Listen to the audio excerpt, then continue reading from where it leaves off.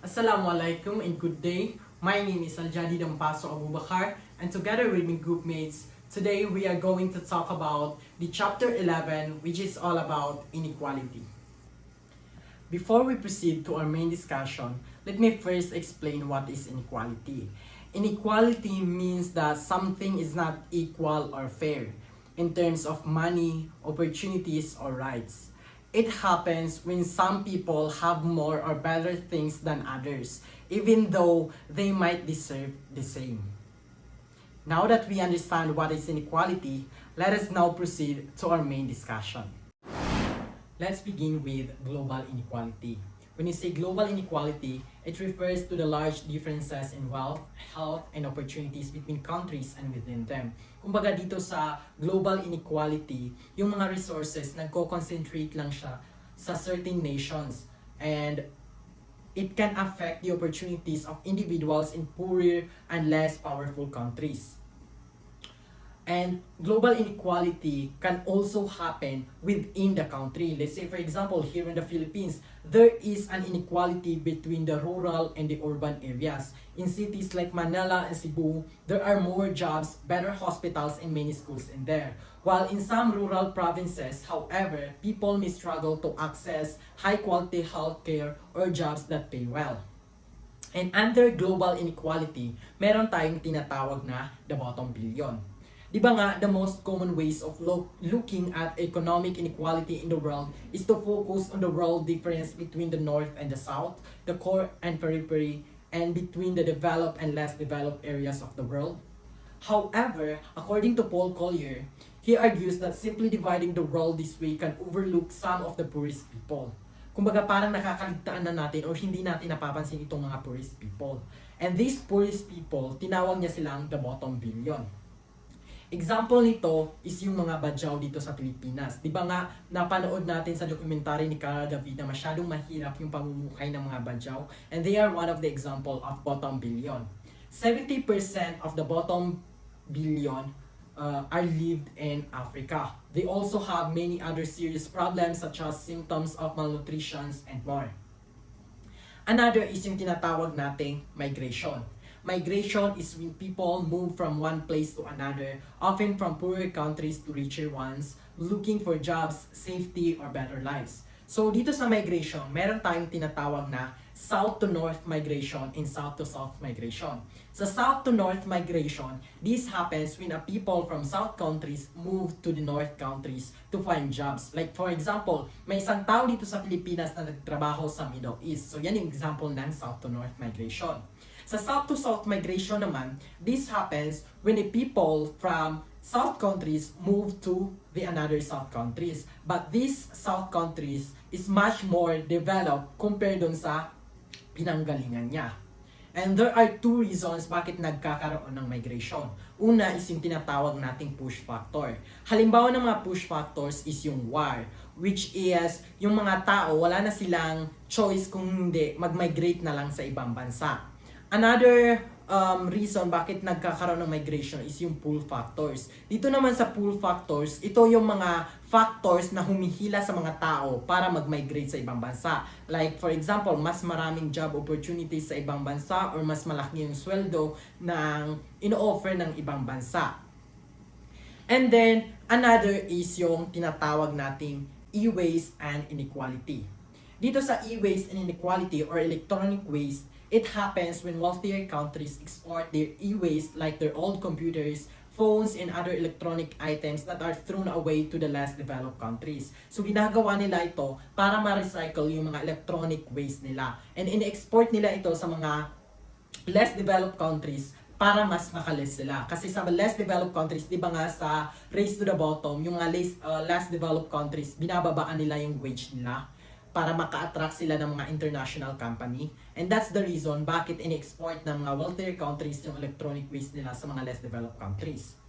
And because of this, nagbibigay ito ng mga trabaho sa mga tao sa less developed countries. But this kind of work is very hazardous kasi nga, it can have an impact on our health. Kasi mas ma-expose tayo sa mga toxic chemicals and pwede natin itong ma-inhale, and it can lead to respiratory problems and even lung disease and many more health problems. Another is yung tinatawag nating global digital divide. Dito naman sa global digital divide, it is the gap between people who have access to the internet and technology and those who don't. People in richer countries have more access to technology, giving them better education and job opportunities. So the main barriers to global equality in internet access are the lack of infrastructure within less developed countries and the low incomes in those areas. Because of this, yung pag-a-access sa internet is masyadong expensive in those areas. Another source of inequality on internet is the language barrier because most of the online content is in English and people in countries where this English language isn't widely spoken may struggle to find information in their native language. And this language barrier makes it harder for many people to use the internet effectively, widening the digital divide.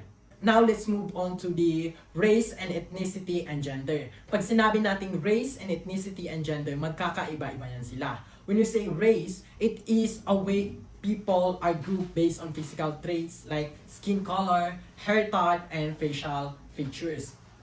Example, pag may nakita tayong tao, di ba? Based pa lang sa physical appearance nito or physical traits nito, masasabi na natin kung anong lahi siya. Pag nakita natin na singkit or maputi, we always associate them to the Koreans or Chinese. Next is yung racism. Pag sinabi naman natin racism, this happen when people are treated unfairly or as less important because of their race. Halimbawa ng racism is yung standard of beauty dito sa Pilipinas before. Di ba yung standard of beauty sa Pilipinas before is kailangan maputi ka, kailangan makinis ka, pag morena ka or medyo maitim ka, pangit ka. But now, we are embracing yung beauty ng mga morena. So parang nawawala na yung pagiging racism natin sa mga morena. On the other hand naman, pag sinabi naman nating ethnic group, it is a group of people who share common culture, language, or background. So ang pagkakaiba ng race and ethnic culture, sa race kasi na nagfo-focus lang siya sa physical appearance ng isang tao. While on ethnicity, it focuses more on cultural identity like traditions, language, and food. For example, the Maranao people where they have their own unique language, customs, and way of life. Now, what is xenophobia? So, xenophobia is a fear or dislike of people from other countries or culture. People who are xenophobic may feel uncomfortable or even hostile toward foreigners, believing that they are different or inferior. So, example nitong xenophobia is during COVID-19 pandemic, wherein yung mga tao sa Western countries is nagkakaroon ng discrimination sa mga Asians. Kasi nga, di ba, yung COVID-19 is nagmula yan sa China. So, yung mga tao sa Western countries, nagkakaroon sila ng verbal abuse directed to the people of the Asian, specifically sa mga Chinese. Pero prior to the COVID-19, meron pa rin naman talagang discrimination with these Asians people galing sa mga Western countries. Next is yung apartheid. Pag sinabi naman nating apartheid, it is a system of racial segregation that existed in South Africa from 1948 to the early 1990s. Under apartheid, the government made laws to keep people of different races separate, treating black South Africans and other racial groups as inferior to white South Africans. Kumbaga parang merong discrimination sa mga non-white South Africans. This meant that black people had to live in separate areas, go to different schools, and use different public facilities from white people. Pero itong apartheid, nag-exist lang siya during 1948 to 1990s kasi pagka 1991, tinanggal na itong apartheid. Next is yung tinatawag nating genocide. Pag sinabi naman nating genocide, it is when a group of people is deliberately and systematically killed because of their race, ethnicity, religion, or nationality.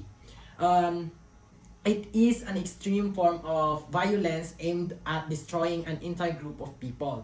Example of this is during the World War II, wherein millions of Jewish people were killed by the Nazi regime. And if we are going to give an example in today's generation, we can associate genocide to the current conflict between the Israeli and the Palestinians. But we are not going to discuss that further because we don't have much time. Now let's move on to the pluralism. Pag sinabi na naman natin pluralism, it is when people from different racial, ethnic, or cultural backgrounds live together in the same society and are encouraged to maintain their unique identities while respecting others. Kumbaga dito sa pluralism, nag-i-exist dito yung sinasabi nating diversity and inclusivity. Example nito is sa USA or sa Canada. Diba sa USA and sa Canada, mayroong mga different cultures na naninirahan dyan like Filipino, Chinese, and Indian.